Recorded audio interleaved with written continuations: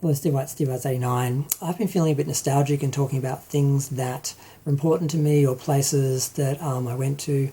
And one of the places that I kind of missed out on when I was growing up was a really good bookstore.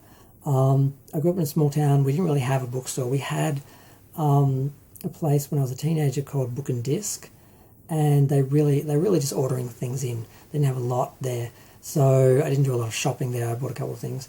But it really wasn't until I went to Launceston and I saw my first Angus and Robertson that I was in love. It was huge, and I could just go in there and just get lost.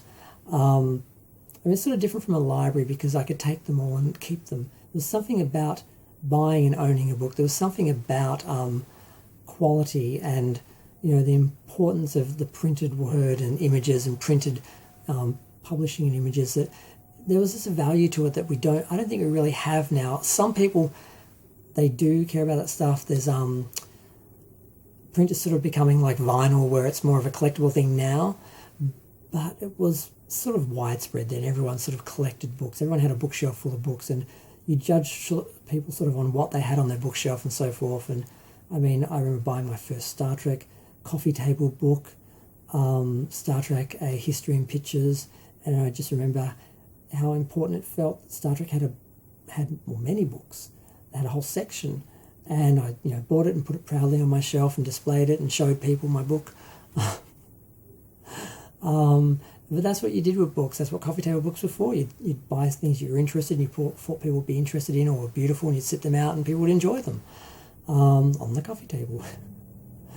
And I remember I moved to the city because I didn't go to Angus and Robertson much until I sort of went to college. But even then, there wasn't a lot of time to go into the city after class unless you had a free period.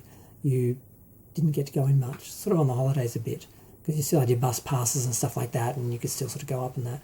But it wasn't really until I moved to to Melbourne, and I saw some of the bigger Angus and Robertson stores. Not so much Dymocks. I didn't like Dymocks because Dymocks, I know, wouldn't stock Madonna's sex book back in the day, and they seemed really stuck up, and I didn't like them. So I never really liked Dymocks. I never really embraced Dymocks. And then Borders, of course.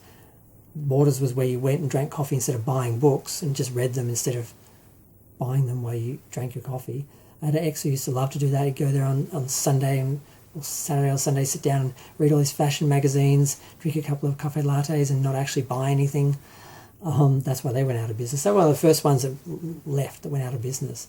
But it was really painful when Angus and Robertson closed. They were one of the first sort of chains, one of the first stores that I sort of didn't have, that I got and then I lost. Because I used to go there. There was one just across from Flinders Street Station. So every time I'd get off the train in the middle of the station, middle of the city, Flinders Street Station, I'd go out. The first place I'd go to was Angus and Robertson on the corner. And then I'd go into the rest of the city, do the rest of my shopping or whatever, movies. And then usually on the way back out, I'd go to Angus and Robertson again. And I'd usually miss a couple of trains because I kept looking at books and I couldn't leave. And they'd often be open till 9, so I'd be stuck there basically until they closed, and then I'd leave. But I could just get lost in them. I could just look at something about, there's a different thing from looking at CDs or DVDs or videos or Blu-rays, where you're just looking at the packaging and then you have to take it home and watch the actual film. Books, you actually can look at the book, you can read the book. It's more of an experience of experiencing the book. So I did a lot of that until they sort of disappeared. They're not totally gone. There's still a chain. Angus Robertson's still around. There's still a few sort of the main sort of stores, not legacy stores, not brick and mortar stores. I guess like they're sort of the iconic sort of main sort of store in the city, and that's sort of it. Now that's what we're sort of left with, and it's kind of sad. So many of these are gone away. We've just had the last Sanity is closing down soon. A lot of the chains I used to grow up with that I loved all closed. All the video stores, of course, closed, and the DVD stores closed. And we left not the collectible stores, a lot of them closed. So much of it is online, and although you have so much more access to things and so much more available to you, like there's so many things I bought off DVD bought off eBay on DVD, or collectibles that I thought I'd never find, like foreign, DVDs and films and stuff like that, and collectibles that I just never saw when I was a kid that I never thought I'd ever see.